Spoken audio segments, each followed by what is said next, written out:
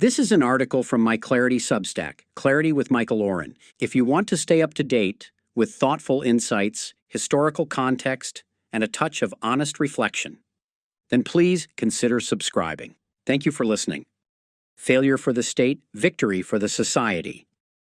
The inevitable consequence of the state and Army's failures on October 7th, the hostage deal, is a testament to our society's success.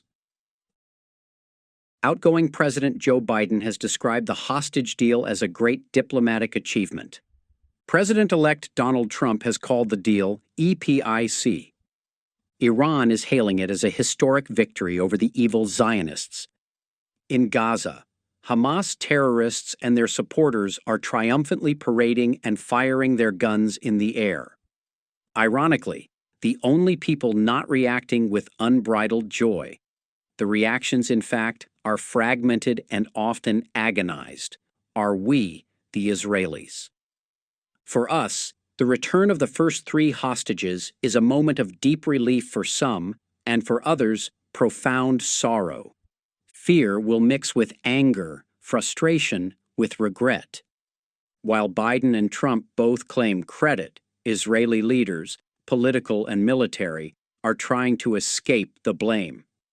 Certainly, there is a need to assign blame.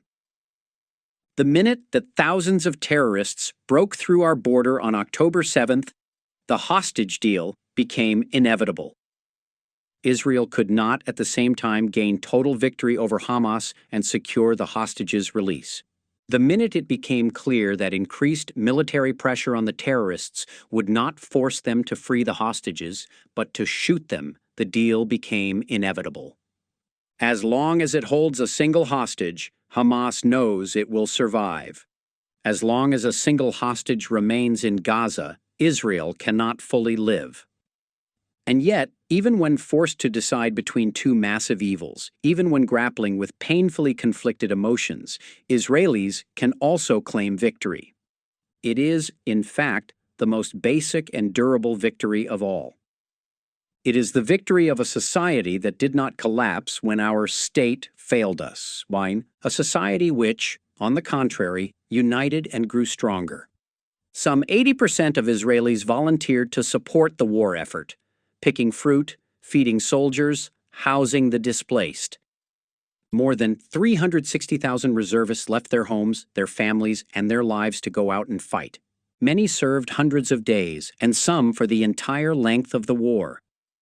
Thousands were injured and more than 800 soldiers killed, and even those who emerged unscathed physically are likely to suffer trauma.